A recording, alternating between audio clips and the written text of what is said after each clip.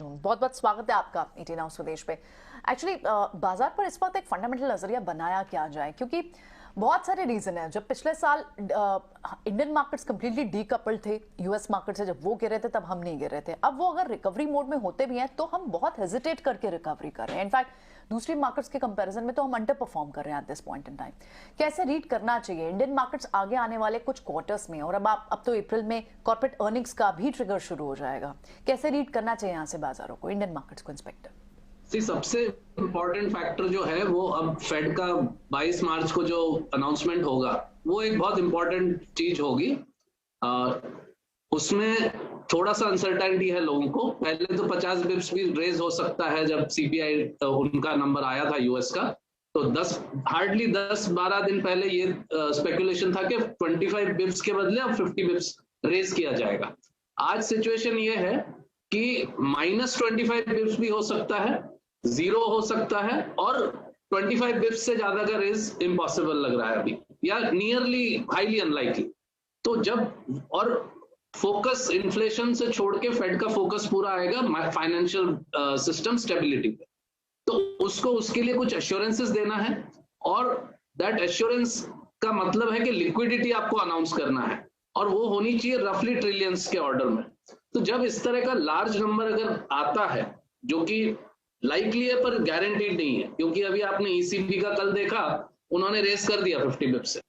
तो अगर फेड 0 से -25 या इवन +25 तक करता है और लिक्विडिटी इंट्रोड्यूस करता है, market should be very positive, और उसके बाद से वो पॉजिटिव फ्रेम में चला जाएगा। ये हुआ global factor. Second, domestic factor में आरबीआई की भी मीटिंग है फर्स्ट वीक ऑफ अप्रैल में, और आरबीआई भी लाइकली है कि 0 पे ही रहे।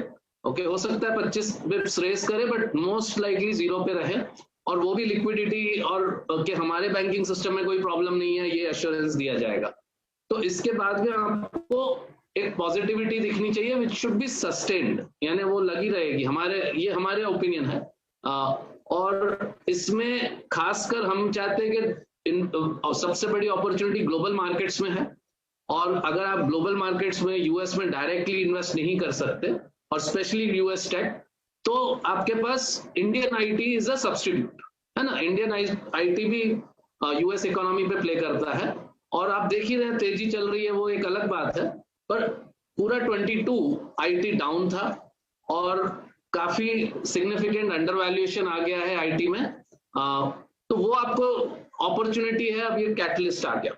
ओके, तो ये मेन चीज हमारे दिमाग में है। दोस्तों, अगर आप बाजार में अपना पैसा इन्वेस्ट करना चाहते हैं तो अभी जुड़े एंजल ब्रोकिंग के साथ में, क्योंकि यहाँ आपको मिलती है एक अच्छी एडवाइस और भरोसेमंद सर्विस, और यहाँ अकाउंट ओपन करना भी है बिल्कुल फ्री ऑफ कॉस्ट। तो आज ही जुड़े एंजल ब्रोकिंग के साथ में। अकाउंट ओपनिंग लिंक डिस्क्रिप्शन में है, आज ही अपना अकाउंट ओपन कराएं। बिल्कुल विकास, गुड आफ्टरनून। ये बात तो सही कही आपने कि चाहे यूएस फेड हो या आरबीआई हो, बैंक्स और फाइनेंशियल्स की सेहत को सुधारने का पूरा प्रयास होगा, और साथ ही आईटी सेक्टर पर भी टच बेस किया। लेकिन इन तमाम सेंटिमेंट्स को मद्देनजर रखते हुए भारतीय बाजार के लिए कौन से स्पेसेस हैं जो कि आपको नजर आते हैं? क्योंकि अगर आप देखेंगे पिछले कुछ दिनों में, पिछले कुछ महीनों की ही अगर बात करें, construction, capital goods, capex, chemical, ये सारे के सारे स्पेसेस हैं जिन्होंने बाजार को काफी हद तक मजबूती प्रदान करने का काम किया है। अब जहां पर डाउनफॉल सेंटिमेंट्स भी दिखे हैं, बाजार में एंट्री अपॉर्चुनिटीज तो काफी बेहतर बनती हुई दिखेगी। आईटी पर आपका नजरिया हमने जाना, इसके अलावा कौन से स्पेसेस हैं आपके रेडार पर? हमारा सबसे फेवरेट साल भर से 2 साल से 3 साल से रहा है, वो है डिफेंस सेक्टर। और आज भी आपने देखा डिफेंस की न्यूज कंटिन्यूअसली आ रही है, और इसमें बहुत सारा पॉजिटिविटी लेफ्ट है। डिस्पाइट लास्ट ईयर का सबसे बेस्ट परफॉर्मिंग सेक्टर होने के बाद भी अभी भी उसमें खूब सारा अंडर वैल्यूएशन बाकी है। तो नंबर 1 मैं डिफेंस पे ध्यान लाना चाहूंगा। नंबर 2 आता है रेलवेज। ओके, तो रेलवेज में भी आप देख रहे हैं कंटिन्यूअसली कैसे गवर्नमेंट के लॉन्चेस हो रहे हैं अलग अलग दिशाओं में, जैसे कि Vande Bharat train, railway station renovations, metro trains, तो और बुलेट ट्रेन तो चल ही रहा है। तो ये सब regional rapid transport system, so number of projects happening in railways. तो ये second very very important opportunity है। इसके सिवा पावर तो एक ऑब्वियस चीज है कि जब इकोनॉमी ग्रो होगी, और इस साल काफी सारा ग्रोथ की हमारे एस्टिमेट है, और नॉट जस्ट एक साल के हिसाब से हम बता रहे हैं, हम लोग नेक्स्ट 5-10 प्लस ईयर्स से, तो पावर अगेन बहुत ही ज्यादा under valued plus having future growth है। तो इस तरह से ये 3-4 चीजें हैं। इस सबको फाइनेंस करने के लिए आपको बैंकिंग, डिजिटल बैंकिंग, फिनटेक की तरफ भी देखना चाहिए। तो ये हमारे हिसाब से सम ऑफ द अपॉर्चुनिटीज हैं। विकास, क्या शॉर्ट टर्म में ग्रोथ स्टॉक्स को यानी आईटी स्टॉक्स को खरीदा जा सकता है? सॉरी, आई आस्क कि ग्रोथ स्टॉक्स जो अब तक सबसे बड़े, क्योंकि लास्ट ईयर तो ग्रोथ स्टॉक्स की अच्छी खासी पिटाई हुई थी, वहां तो स्लो डाउन था, क्या अभी के लिए वहां अपॉर्चुनिटी बनती दिखती है शॉर्ट टर्म के लिए? हाँ, तो आपका मतलब ये जो domestic new age IT stocks, हाँ, हम लोग नहीं, व्हेन हम यूएस आईटी सर्विस प्रोवाइडर्स जो है, हम आईटी सर्विस प्रोवाइडर्स रेकमेंड कर रहे हैं, लेकिन जो डोमेस्टिक टेक्नोलॉजी स्टॉक्स हैं, जैसे कि वो मतलब जो पिछले साल लिस्ट हुए थे आईपीओ वगैरह में, हम उसकी बात नहीं कर रहे हैं। न्यू एज वाले वो तो लॉस मेकिंग है मोस्ट ऑफ देम, ठीक है, तो वो गिर चुके हैं, लेकिन अभी भी I would suggest being careful उधर जाने के पहले। लेकिन आप ग्लोबल आईटी सर्विस प्रोवाइडर्स जो यूएस को देते हैं, absolutely they are looking very attractive.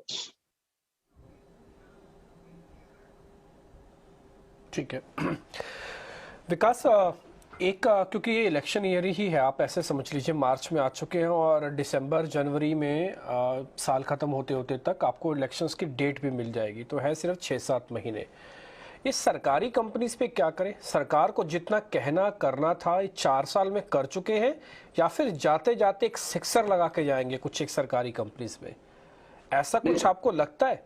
मेरे को तो ऐसा फील होता है कि जाते जाते कंटेनर कॉरपोरेशन के बारे में बोल के जाएंगे, कुछ बीपीसीएल के बारे में बोल के जाएंगे, क्योंकि चुनाव टफ है। नहीं, आपने बिल्कुल सही कहा, वो तो जो होना था वो तो हो ही गया है, पर सिक्सर तो लगेगा ही। ओके, सिक्सर तो लगाया ही जाएगा, बिकॉज थोड़ा सा अनसर्टेनिटी है इलेक्शन रिजल्ट्स में, राइट? थोड़ा हो सकता है वीक हो, तो जो जाने वाली गवर्नमेंट है, और फिर वो आए नहीं आए, लेकिन उन्हें सिक्सर तो लगाना ही है। तो गवर्नमेंट कंपनीज में भी अपॉर्चुनिटी है बियॉन्ड इलेक्शन एज वेल। बिल्कुल विकास, बहुत शुक्रिया, आप हमारे साथ जुड़े और बाजार पर अपना डिटेल्ड आउटलुक आपने हमारे साथ शेयर किया। डिफेंस सेक्टर बिल्कुल